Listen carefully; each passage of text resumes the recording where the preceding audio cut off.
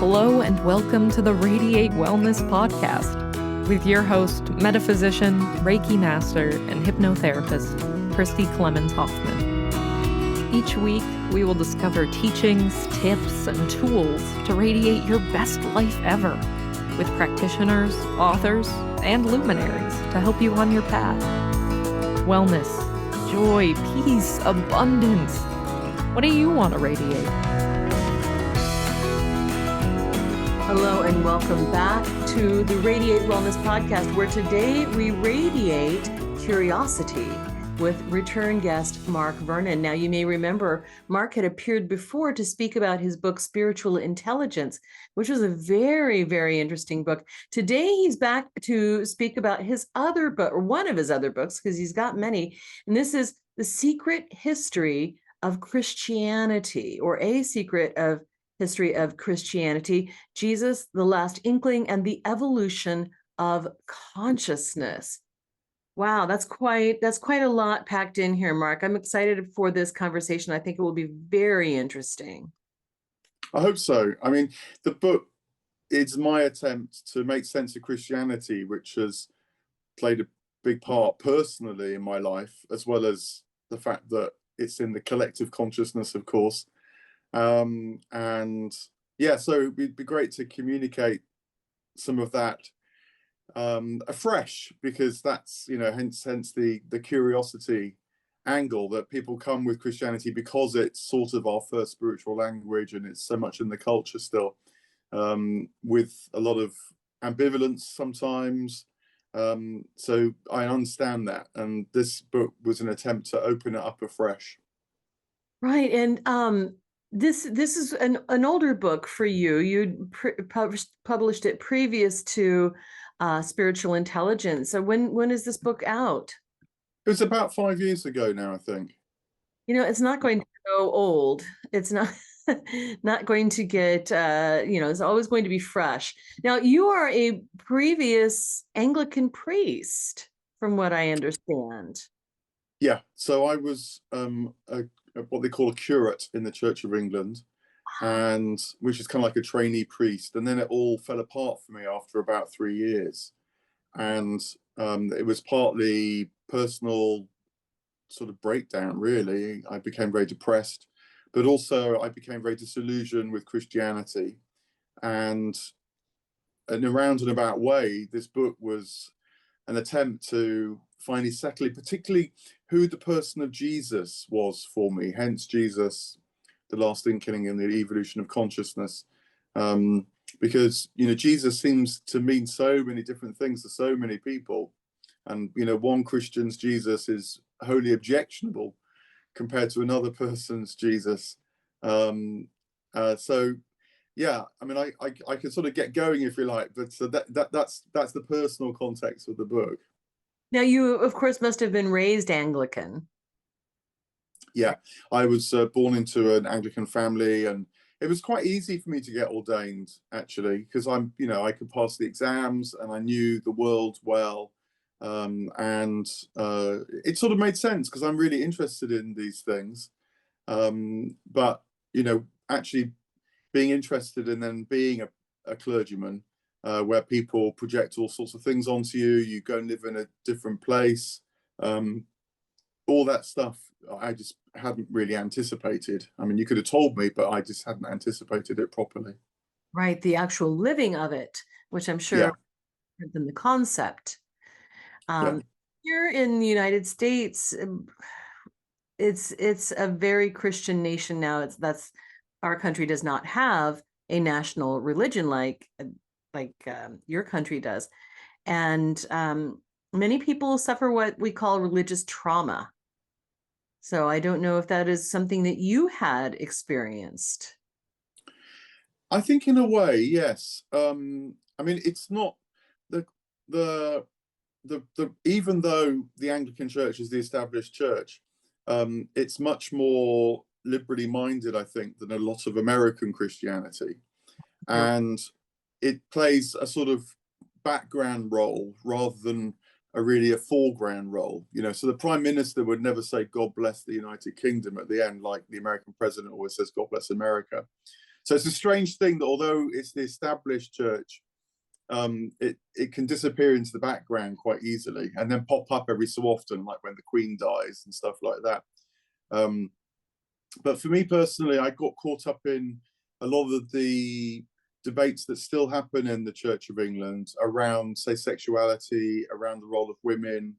And then, of course, you know, the Church of England is in very substantial decline as well. And that's become undeniable, you know, over the last 30 years, which is the course of my adult life. So all that kind of, you know, stuff going on can be quite traumatic when you're up close and personal to it. Right, right. So what made you decide you wanted to go into the clergy in the first place? Well, I had this background in the church, and you know, was very interested in religious questions. Really enjoyed all that side of it. I was also quite pious. I, you know, particularly more mystical or monastic kind of practices, meditation, the liturgical kind of prayers. So, you know, very different from charismatic, but very enthusiastic in its own way. And so it made sense for me to, you know, to think about ordination, and I did, and you had to go through various selection processes, and that all went fine. So I ended up getting ordained. Mm-hmm. Right, right. So in some ways you kind of fell into it. Yeah, no, I sort of pushed the doors and the doors opened and I kept walking. It's a good way to put it. No, your book really does ask some big questions and starts to look at things in perhaps a different way. Did you find that your views were, I don't know, counter, or your views were uncomfortable for the church? Well, so I left the church, and then, you know, the book has come many years later. But I mean, even calling it a secret history of Christianity, you know, for some Christians that is immediately off-putting because it sounds esoteric or occult or Gnostic or something like that. But of course, the word secret is a word Jesus himself uses many times in the Gospels. And so that was partly why I used it, but also because I wanted to signal that this is a kind of mystical understanding of Christianity. And there was this very central figure that got me onto this and helped me understand the figure of Jesus and why Christ became so important, particularly in the West. And that this was the figure of Owen Barfield. And Owen Barfield was the great friend of C.S. Lewis and J.R.R. Tolkien, whom both Tolkien and Lewis said was the genius, really. But Barfield was very interested in inner things. He was interested actually in the occult and so on as well, but particularly in mystical understandings and how they have got lost in the modern West. And so Barfield and A Secret History, he's the last Inkling. You know, the Inklings was the group that included Tolkien and Lewis, and Barfield was the last of the Inklings to die. So he was the last Inkling. And he had this idea that our consciousness, our sense of ourselves does evolve. It changes over time. And hence Jesus, the last Inkling, and the evolution of consciousness. This kind of cluster of things came together to help me understand Christianity in a way that I felt I could own it. You know, I could really say, oh, now that makes sense to me. And so the way that you were, your views on Christianity were evolving, did that make things uncomfortable for you? Well, it was like, it did give me a sense of Jesus that actually stopped the discomfort, because the kind of Jesus who bridges an otherwise infinite gap between humanity and God, i.e. salvation, that never really appealed to me. And certainly the idea that God required some sort of, you know, bloody sacrifice in order to purge our sins so that God could somehow tolerate us, you know, that too just didn't really ever appeal to me. And I wasn't aware that there were other ways of understanding the figure of Jesus. It's interesting in Christianity, what they call salvation, or more generally the meaning of Jesus, has never been fully settled. Actually, it's always kind of open for discussion. Who Jesus was is settled in mainstream Christianity, but not what Jesus's purpose was. And so there's always a bit of room for maneuver. But of course, in the wider culture, certain images of a, I don't know, like a bloodthirsty God, or the God that requires some kind of purging of our sins in order to make us lovable again, or at least acceptable in his presence. And that's a very powerful notion, and fills all sorts of people with guilt and trouble. Yeah, I agree that the idea of someone dying for our sins when we hadn't even been born, and blood sacrifice required for a God that loves us, has never made sense to me. And so this really speaks to me in that way. Yeah, I mean, so essentially the understanding that Barfield had, and actually it's very influential on C.S. Lewis. C.S. Lewis, of course, is hugely well known. But Barfield's ideas, you see them in Lewis, and Barfield, he, like the other Inklings, like Tolkien and Lewis, he was a philologist, so he was very interested in words and how words change meaning. And Barfield then took the extra step and said, if you can track how words have changed meaning over time, then words become what he called fossils of consciousness. You could see how ancient people experienced life very, very differently from modern people. And he tracked a kind of process of change and realized that Christianity, certainly in the West anyway, was at the pivot point of a move from the ancient world into what became first of all the medieval world and now the modern world. And in particular, this has to do with the sense of being an individual. Because in the ancient world, if you look at the arts, if you read the poetry of Homer or whatever, there aren't really individuals like you and I. There are kind of divine figures that appear, but there's not like Joe who lives down the road. Whereas, of course, when we read a novel now, all we're interested in really is the individual. And Christianity, Barfield saw initially through the way that words change meaning, but then more generally, is absolutely at the center of the birth of the modern sense of being an individual. Essentially, what happens, Barfield thought, is that a sense of interiority develops, so that we can have this sense of a soul, a person working on ourselves, and so on, the microcosm within that might mirror the macrocosm without. That wasn't always at all evident to ancient people.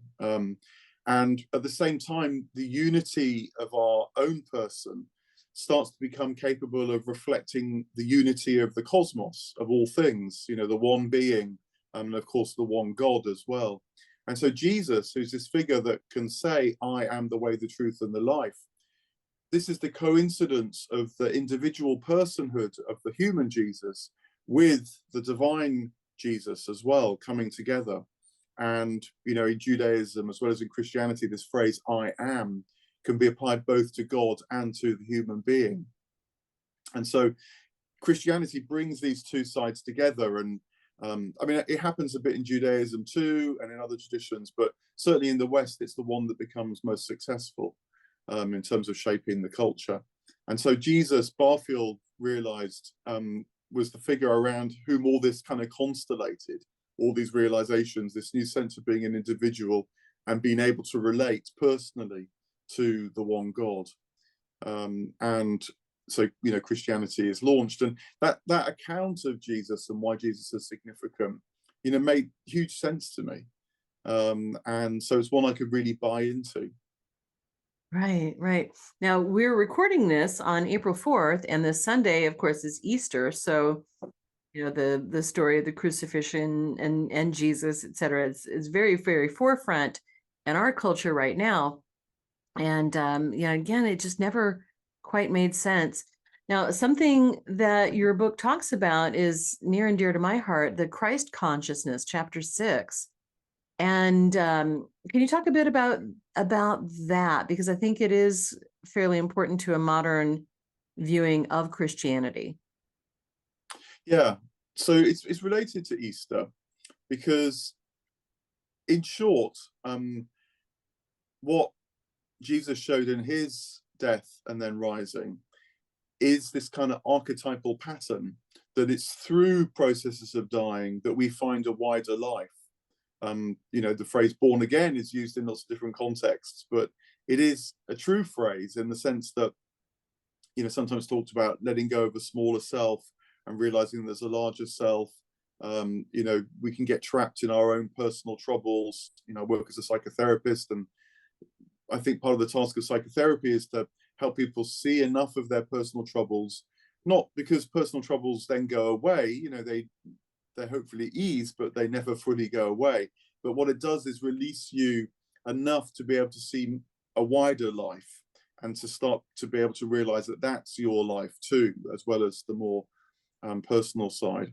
And so that whole process of dying and rising is, again, it's not just in Christianity, but it's very vividly, historically enacted and played out in the life of Jesus, and which is remembered at Easter, and so becomes a sort of pattern or a path that we can all follow in our own ways. So I think that's the pathway to Christ consciousness. It's this mystery that somehow suffering is involved with new life, and Christ in Good Friday, the death, leading to Easter Sunday, the new life. Being able to somehow say yes to that, and know that divine love never leaves in that process, even though it can certainly feel like that. And Christ himself, well, Jesus himself on the cross, of course, says the words, my God, why have you forsaken me?" So Jesus knew the depths of despair, and yet Christ consciousness is still born, because the divine actually never leaves us. And in fact, the leaving is somehow letting go of that small sense of self to step into the wider sense and awareness. Mm-hmm. It's kind of like an ego death, to step into a higher consciousness and a more broad sense of who we truly are, which I think is very important. Yeah, no, definitely. That word ego is the modern word, and it's complicated because our egos do us a good service as well. They get us into the world. They give us a place. They help hold us together. I mean, as in my time as a psychotherapist, I've worked in a psychiatric hospital, and a severe mental illness ward is where people have had their egos destroyed, and it's ruining their lives. So the balance that must be achieved, where somehow the ego learns that it's in the service of a wider self, and so we can still be you and me, and have a personality and character and qualities and so on, but that becomes transparent to the wider self rather than blocking it off. That's how I understand it, something like that. No, I agree. And then having this consciousness that we are plugged into God, plugged into the universe, and of service on a much greater scale, I think is important for us as humans. When my daughter was very, very young, well, I teach Sunday school at a Unity church, and Unity churches are very, very open, and we fully embrace the Christ consciousness, and that's really what we celebrate, is the Christ consciousness. And so, in presenting a lesson on Easter many years ago, I said that Jesus had died, but then he came back, and she said, "Well, that's interesting. Who did he come back as?" Because she's, of course, looking at it from a Buddhist perspective, but just coming back into who he was meant to be, this greater consciousness. Anyway, so how do you contrast that to this Christ consciousness to the birth of the Bible and the early Israelites? Because great portion of your book is about the early days of the church. Yes. this is the idea that in the centuries before Christ, a shift of consciousness was unfolding. And certainly in the Bible, the Hebrew Bible, the Old Testament as Christians call it, this particularly constellates around the story of the exile. And this is, when first of all, the northern kingdom of Israel and then the southern kingdom of Judah and Jerusalem itself was conquered, and the people of Israel went into exile in Babylon. And this precipitated a shift in their sense of themselves and God, because previously their relationship to Yahweh had been very focused on Jerusalem and on the temple. So when that was destroyed and taken away, it led to huge soul searching, which you can read in the prophets, particularly in other books of the Hebrew Bible, and a need to reconfigure their understanding of themselves as the chosen people. And I think what you can trace is how gradually, instead of, as it were, God being known in the temple on Mount Zion in Jerusalem, God comes to be known in what we would now call the soul, in the individual person. And so that means that the divine presence, as it were, can come with you. And if your religion relied on practices like sacrifice and like going up to Jerusalem for the Passover, if you can't do that, then that gets internalized too. And in fact, what happens is, in the period between where the Hebrew Bible ends and then the Christian New Testament begins, which is about 300 or 400 years, the so-called intertestamental period, all sorts of new practices become very prevalent amongst the Jews. For example, synagogues. There's not a single synagogue in the Hebrew Bible, but of course now synagogues are everywhere. And synagogues are about the individual going to learn about the Torah, the Tanakh, completing the rituals and the rites of passage for life, holding the festivals and so on, but in a very different context from in a temple. Although sometimes synagogues are called temples, slightly confusingly, but nonetheless.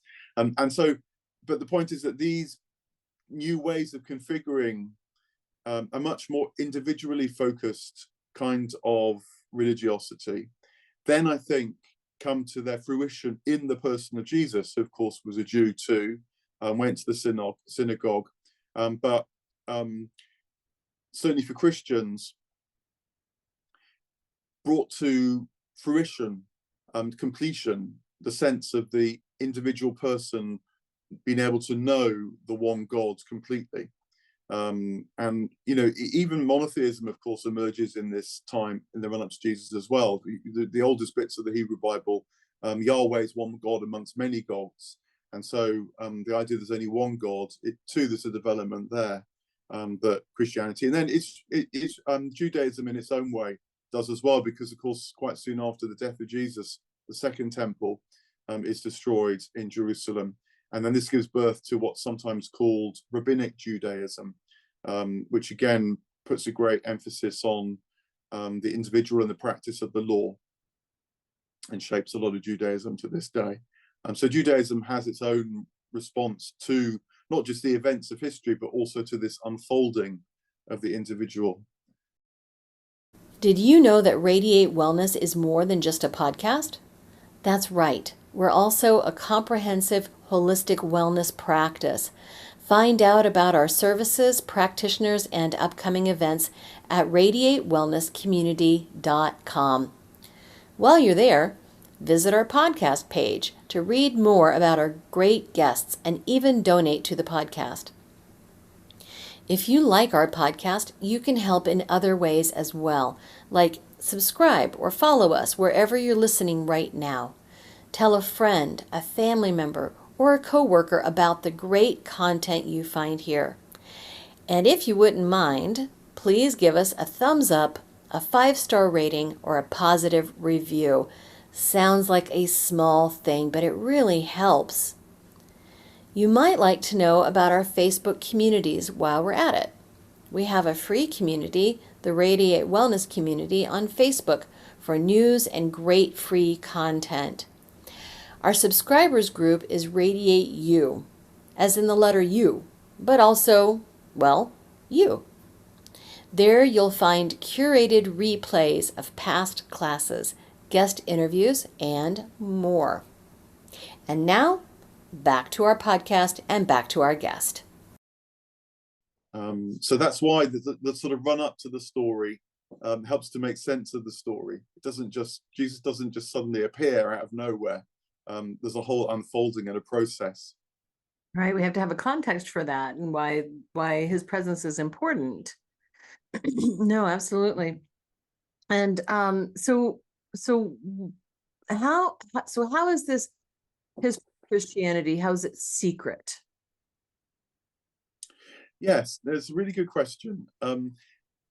Jesus, the historical Jesus, certainly taught in parables.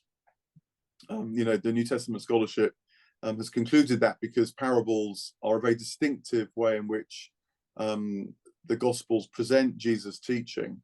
And Paul, for example, who came after Jesus, doesn't teach in parables, and very few early Christian figures do, in fact.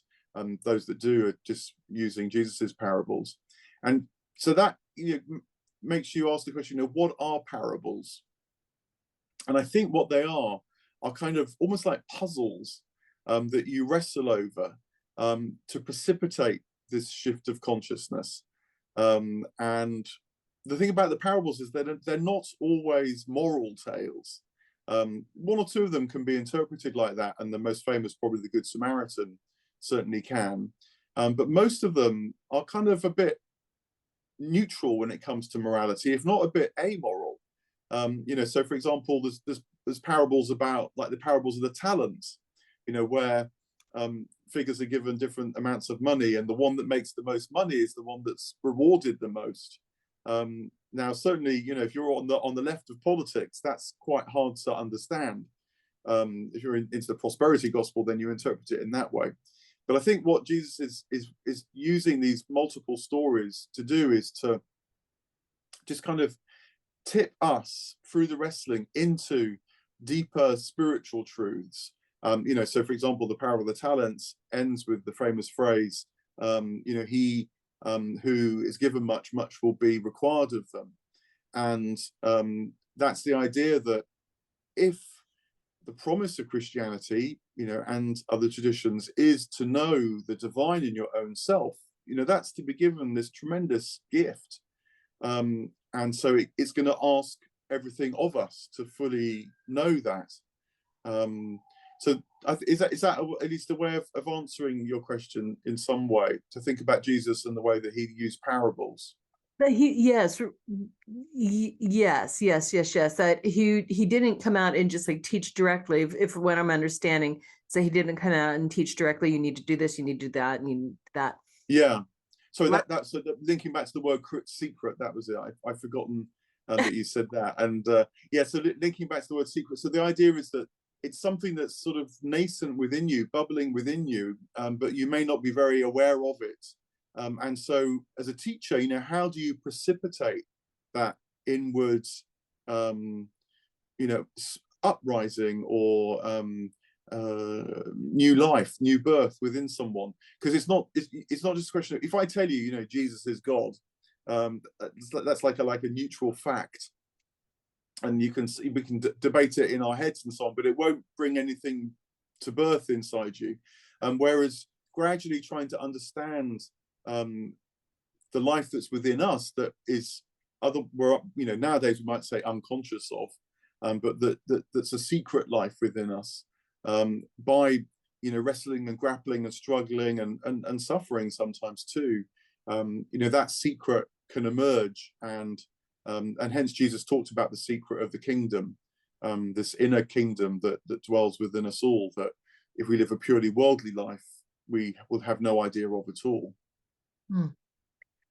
Now I understand. It's rather a Socratic method of teaching, helping us discover this truth within us. Yeah, no, I think it's actually, the heart of all good teaching. The really good teacher catalyzes something in you, guides you for sure, and understands the footfalls upon the way and so on. but nonetheless, it's a bit, if you do a jigsaw puzzle with your child, you don't just tell the child where to put the pieces. You kind of go, oh no, I wonder where that goes, and they discover something and they find joy and delight in it. It's the same process.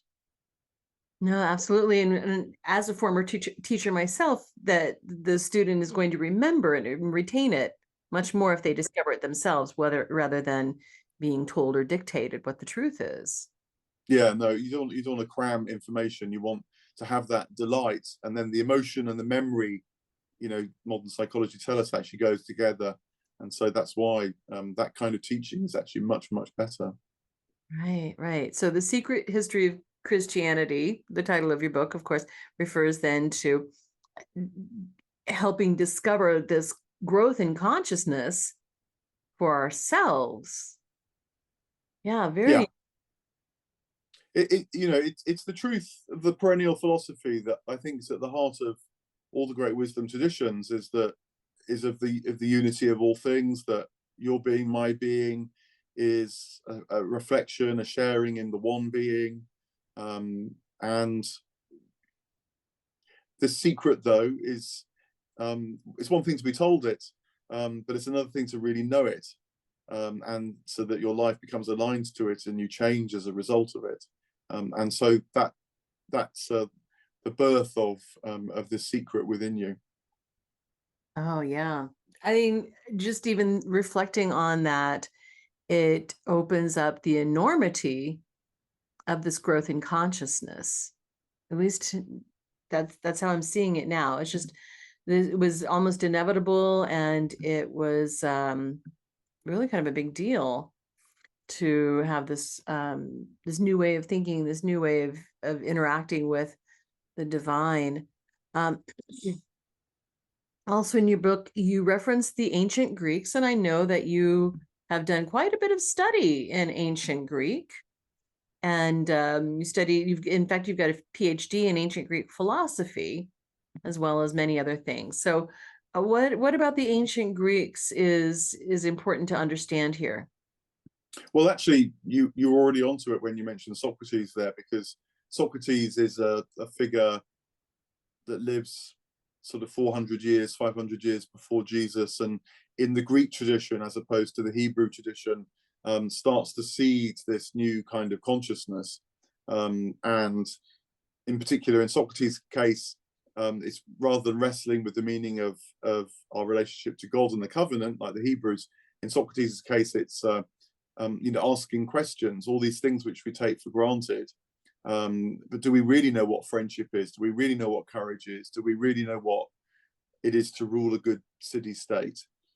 Which Plato then works into his dialogues that remember Socrates asking these questions. And that invites individuals again to sort of really wrestle and struggle with which previously would have just been received by traditions, maybe through myths, through the shared rights of the city. The individuals being asked to sort of take more direct responsibility for all those things through the person of Socrates. And of course, Socrates upsets a lot of people and eventually is killed and put to death as a result.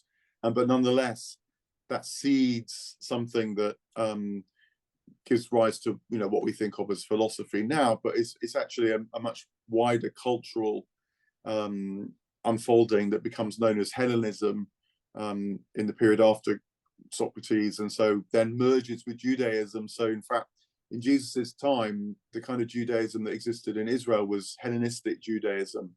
It was a kind of merging of the two elements, not without tensions, but for example, the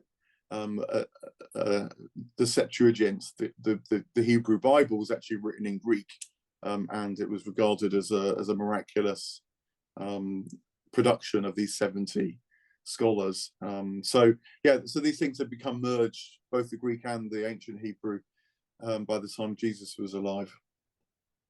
Can you talk about that a bit more? Because this is a new concept for me. I knew that much of the Old Testament was written in Greek, but what about these 70 scholars? Yeah, well, so the Bible that was used in the 1st century AD is called the Septuagint, and that's just the Greek for the 70. And the myth is that 70 scholars were put to work independently translating the Hebrew text into Greek, and they came up with exactly the same translation, all 70. So it's a way of affirming the divine source of the Greek Bible. You know, I mean, nowadays, if you're a Jew, you'll learn Hebrew, because the Hebrew language itself is felt to hold much of the meaning. And so you want to not just get back to the original language to understand it better, but to hear the words spoken in Hebrew as well. So it works on you in all sorts of different ways. Well, for the Septuagint, this idea that God had worked through these 70 scholars who were working separately but all together was a way of affirming once again that even in the Greek translation, the Bible still was the word of God. Wow. Very, very interesting. Very interesting. You also, in your book, you talk about the secret kingdom. So can you tell us what that refers to? Yeah, well, if you go to church on Good Friday, you'll hear the story of Jesus standing before Pilate, and in one of Jesus's trials. So Pilate being the Roman ruler of Jerusalem, and Pilate says, they say you're a king, and Jesus says, I'm not a king of this world, and asks Jesus other questions, and it becomes clear that, and Pilate's troubled by this, that he's stood before someone who's not actually making political claims, but is actually standing for a different kind of rule, the rule of the heart, you might say, the way that the soul might come to become part of the kingdom of God. And in fact, that's probably one of the reasons why Pilate actually only puts Jesus to death and doesn't round up all the other disciples and put them all to death. Because if he gained the sense that Jesus was actually like a zealot, wanting to lead an uprising to challenge Roman rule, he would have wanted to gather all the disciples and sort of squash the whole thing. But that doesn't happen. The other disciples are free to walk around Jerusalem. That's an indication that Pilate, although didn't fully get it, did realize that Jesus was onto the secret kingdom, not the Roman rule. Okay, yes, I understand. Right. The kingdom within, rather than overthrow the physical kingdom. And there's the story as well that Pilate's wife sends a message to Pilate and says, have nothing to do with this man. I've been troubled in many dreams on his account. And so the sense that something inward was going on, it seems to have affected Pilate quite a lot. Right. So, and of course, Socrates faced a similar fate for his ideas. Why do you think these ideas are so dangerous? Well, again, there's a sort of sense of something inner or secret in Socrates too, because one of his charges that he faced at the trial that put him to death was he was charged of introducing new gods to the city. And, he was an Athenian, and so should have had his loyalty to Athena. But it was well known that Socrates had a demon, and this was like an inner voice, an angel, we might say now. Demon didn't mean sort of evil things back then. It just meant go-between spirits. And this demon, as Socrates said, brought messages to him from Apollo, so not Athena, so from a different god. And so Socrates was in effect claiming to have a sort of direct line to another god, which in the ancient world was a treasonous charge, because the Athenians should have loyalty to Athena, who was their protectress, not Apollo, who looked after another city-state. And so this secret inner demon awareness, contact with Apollo, was held against Socrates, and in the ancient world was quite enough to have him condemned to death. Incidentally, I think it was Apollo, because in the Greek, Apollo means not many. It's a bit, the phrase hoi polloi means the many. So Apollo means not many. And I think that this is Socrates beginning to get onto the monotheistic sense. It's not the many gods, it's the one God that he's beginning to get a sense of in his own sort of gathered interiority. Right. Well, and this is one part of this greater scheme, this greater plan, is moving from, polytheistic to a monotheistic. What in consciousness do you feel created that movement? Yeah, that's a very, very good question. One way of answering it, I suppose, is that history doesn't stand still, and so the conditions of human life change. So, for example, I think one of the seminal technologies that brought this about was actually writing, because before, and in a polytheistic culture, it's much more normal to have an oral tradition to remember the myths and to tell the stories and so on. And if you have an oral tradition, then many people have to gather, maybe hear the bard or the prophet speak, and there's some sort of sense of a shared collective activity. Whereas if you receive the word of God through writing, as began to happen, the Bible began to get written down when the Jews went into exile, then the one individual has to read the words and make sense of those words within themselves. It's not sort of performed in a particular place with all that conjures. We have to develop an interior imagination.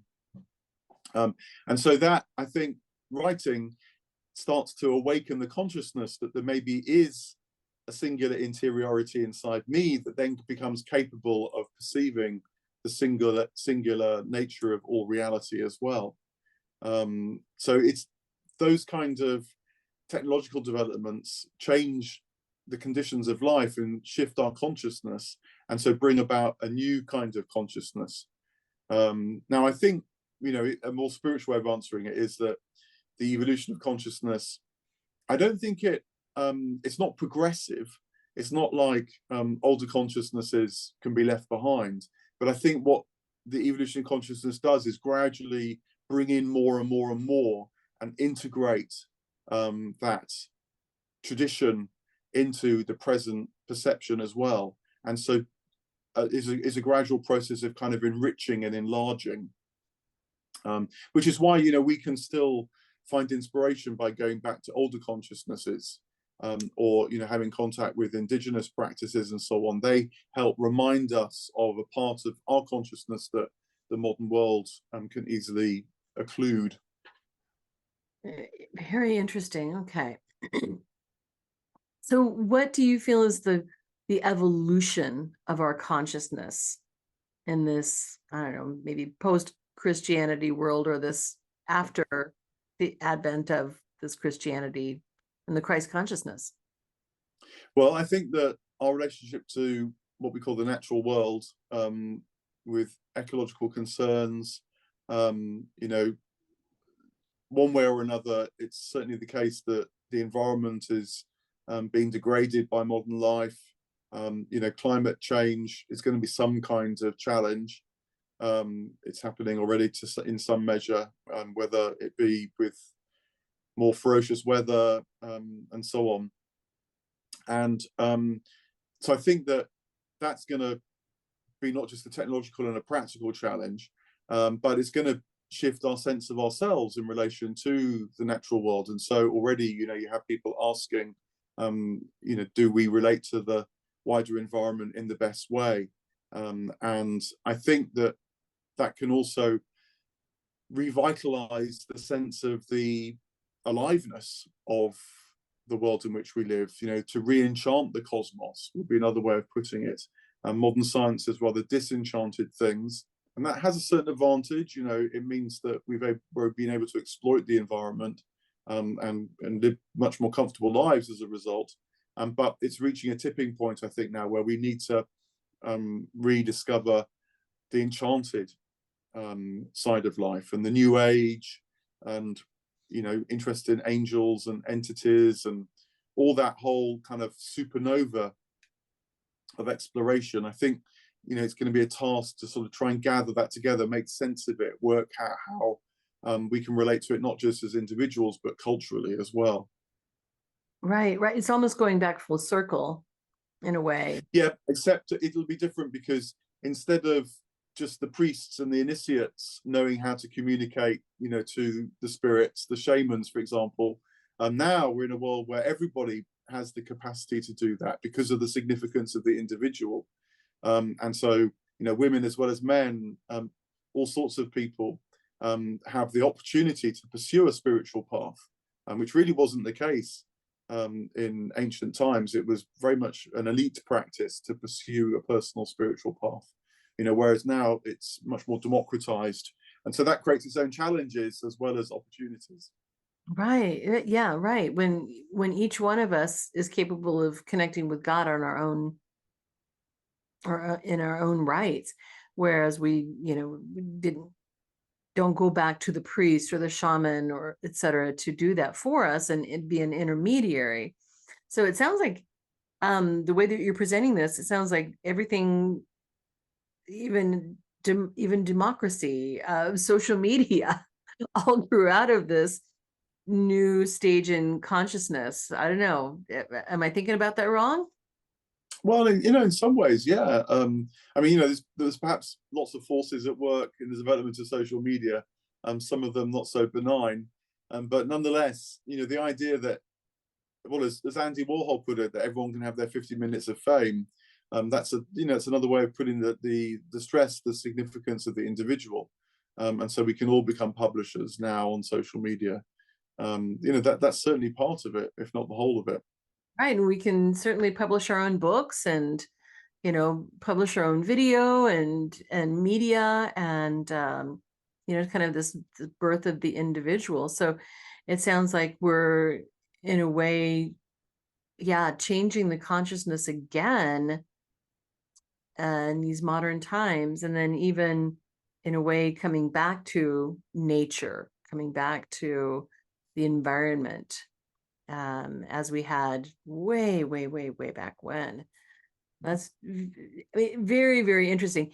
Now, you also in your book, you talk about, chapter 9 is we must be mystics. So can you speak about what that means and how we are all mystics? Well, in some ways, it picks up on what we were just saying, that we live in an age where anyone might have an interest in the mystical tradition. You needn't be a monk or a nun living in a religious house apart from the world. You can be sat watching a podcast, for example, and be interested in mysticism. And so that's certainly one side of it. But I think it's also a comment on Christianity to take us back to where we began in our conversation today, and how I think Christianity has become, very often at least, a kind of moral creed, where people are worried about how they're living. Are they doing right and wrong? Are they part of the elect or the damned, based on whether they're good or bad? And this has affected Christianity at all sorts of different levels. And what it tends to lose is the inner, the secret truth, the mystical side, which is the heart of it, which I think is the heart of what Jesus brought, is that, what as he puts it in John's Gospel, I and the Father are one, and you are in me and I am in you. So this kind of inner perception of things, and that has always belonged to the mystical tradition in the West. It's got rather lost, particularly since the Reformation, which I think is why a lot of people turn east to rediscover it. But it is in Western Christianity for sure, and other Western traditions. And so I think if Christianity has sort of a lively future ahead of it, it's going to be because new life is found in these mystical traditions. Right. It is. Here, at least in the States, there is this, it feels to me like a battle between kind of this new age way of thinking, and then the Christianity where we toe the line. We we are beholden to the minister, the pastor, the personality, the Joel Osteens and the big ministers, etc. And it seems like there's a real push-pull here. Where do you think this is going to be playing out? How do you think this is going to end up? I mean, it'll no doubt be messy. These things are always messy, and there'll be suffering and there'll be casualties on the way for sure. But maybe, although there can be the personality cults and celebrity culture and prosperity culture gets all mixed up with all this, at least I think certainly in charismatic movements, there is a truth there, which is that the Spirit is for everybody. And living a life of the Spirit is very, actually, in many ways, is a kind of mystical path. I think it gets mistaken because it gets confused with me and my life, rather than letting go of my life to step into a wider divine life. But nonetheless, if on the one hand it's going to be quite a mess, on the other hand, that's only because the truths are kind of like the wheat and the tares, run through the same field of our times. And so we have to learn discernment, and, figures like Owen Barfield can certainly help with that, I think. Very interesting. Right. One of the inklings that you talk about. So Yeah. You've mentioned several times these inklings and how, there's different members, etc. So what was their purpose? What was that group? They were a group in the mid part of the 20th century who were all at Oxford, or, either at the university or lived in Oxford, around Oxford. And they met in C.S. Lewis's rooms once a week, and you could take along something that you were working on that you hadn't published and read it out and get the critique of the group. And then in a second meeting in the week, they met in a famous pub, which has become famous now, called the Eagle and Child, in Oxford as well, and had more informal conversations. And Tolkien was part of that. He was a slightly older generation than C.S. Lewis, but Lewis and Barfield were contemporaries at Oxford. They met as undergraduates. Remember, it's a very turbulent time. They lived through the First World War. There was a lot of questions being asked about life. It seemed that Europe could destroy itself even during the First World War, and nearly did. So they got together and tried to foment in their exchanges as inklings the resources that they felt that modern life needed. And Tolkien put that into his books, C.S. Lewis put that into his books, and people like Lewis, the other members, did the same. Mm-hmm. So a community of thinkers and a community of philosophers and scholars. Yeah. Yeah. And of course, you are quite a scholar. You've written many books and articles. My goodness, how many books are you up to now? Yeah, I don't know, actually. I mean, it's partly because I write to work something out for myself. And so, kind of older books, you kind of forget because you're interested in the newer book. And then the other thing is, the publishers, if they know that you can write books, you get asked to write books in series sometimes, because really all the publisher is interested in is, can this person deliver a book? And if you've done that 2 or 3 times, then they can trust you, so you get asked to do things as well. Absolutely. Your website is just full of articles, books, YouTube, videos, podcasts, and talks that you've done, blog, all of this. And you are also a psychotherapist in private practice. Yeah, I did the psychotherapy training, partly because I needed it myself, not least to try and work through some of these legacies of my time in the church, but also because working on yourself, the ancient Greeks understood that's a crucial thing, because it's only then that you become more resonant with wider reality as well. Right. Yeah, many people in psychotherapy and counseling turn to that to figure out their own psyches, right? Mm-hmm. Mhm. And, we can find all of this and much more on your website, markvernon.com. Do you feel like there's anything we haven't talked about that you think is important? No, look, thank you very much for your interest, for your curiosity. And I hope that has, been of interest um, to you and to other people listening in, to just rethink again Christianity, this amazing tradition, this great tradition, but like all great traditions, it's multifaceted, and some of it's less appealing than others. But I think at the heart of it, is something that can speak to our souls and speak to our times. Mhm. No, I firmly believe that asking questions of something and questioning something is the most sincere form of interest. Questioning things is not antithetical to them at all. At least the way that I think of it. So this has been very enlightening, and I think that any discussion of Christianity, religion, and faith really needs to be asking some questions and looking at it in a holistic type of way, which your book does. Very holistic. So yeah, thanks for being on the show and taking time to break this down. Hey, look, well, thanks for asking me. I love talking about it, so it's enjoyable. Wonderful.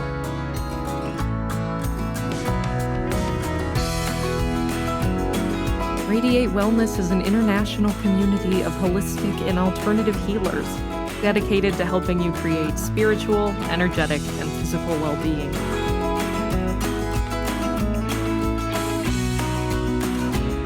To learn more about our practitioners, services, classes, and events, or to schedule an appointment, visit us at radiatewellnesscommunity.com.